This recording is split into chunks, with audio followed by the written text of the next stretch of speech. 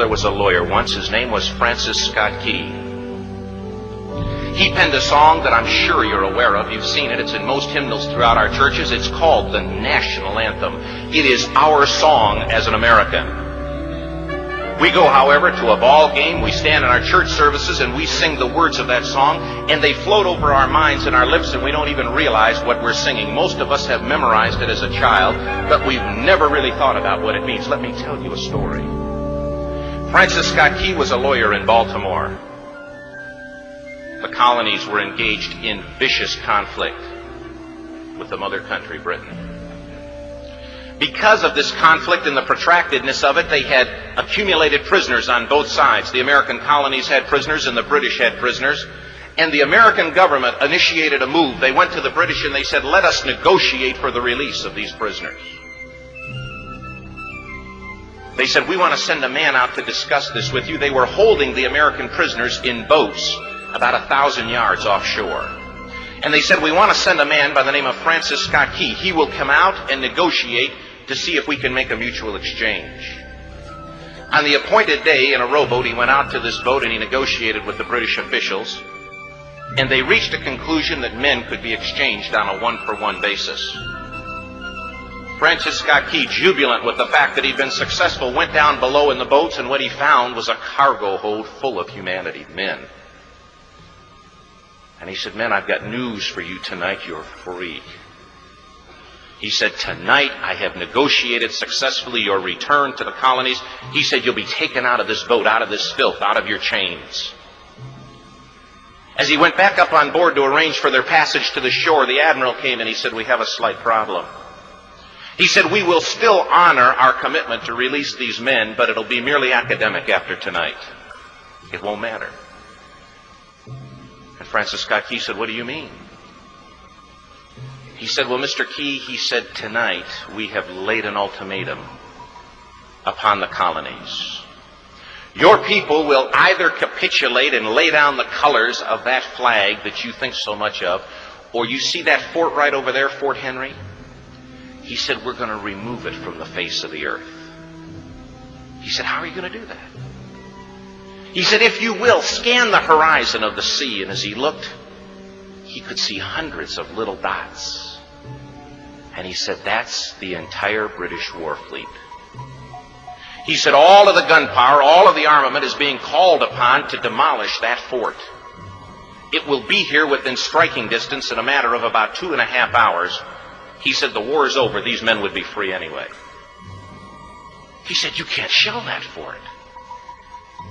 He said, that's a large fort. He said, it's full of women and children. He says, it's predominantly not a military fort. He said, don't worry about it. They said, we've left them a way out. And he said, what's that? He said, do you see that flag way up on the rampart? He said, we have told them that if they will lower that flag, the shelling will stop immediately. And we'll know that they've surrendered, and you'll now be under British rule. Francis Scott Key went down below and told the men what was about to happen. And they said, how many ships? He said, hundreds. The ships got closer. Francis Scott Key went back up on top and he said, men, I'll shout down to you what's going on as we watch. As twilight began to fall, and as the haze hung over the ocean as it does at sunset, suddenly the British war fleet unleashed. He says the sound was deafening. There were so many guns that there were no reliefs. He said it was absolutely impossible to talk or hear. He said suddenly the sky, although dark, was suddenly lit. And he says from down below, all he could hear the men, the prisoners, saying was, tell us where the flag is. What have they done with the flag? Is the flag still flying over the rampart? Tell us. 1 hour, 2 hours, 3 hours into the shelling. Every time the bomb would explode and it would be close to the flag, they could see the flag in the illuminated red glare of that bomb. And Francis Scott Key would report down to the men below, it's still up. It's not down. The admiral came and he said, "Your people are insane." He said, "What's the matter with them?" He said, "Don't they understand this is an impossible situation?" Francis Scott Key said he remembered what George Washington had said. He said, "The thing that sets the American Christian apart from all other people in the world is he will die on his feet before he'll live on his knees." The admiral said, "We have now instructed all of the guns to focus on the rampart to take that flag down." He said, "We don't understand something. Our reconnaissance tells us that that flag has been hit directly again and again and again, and yet it's still flying. We don't understand that." But he said, "Now we're about to bring every gun for the next 3 hours to bear on that point."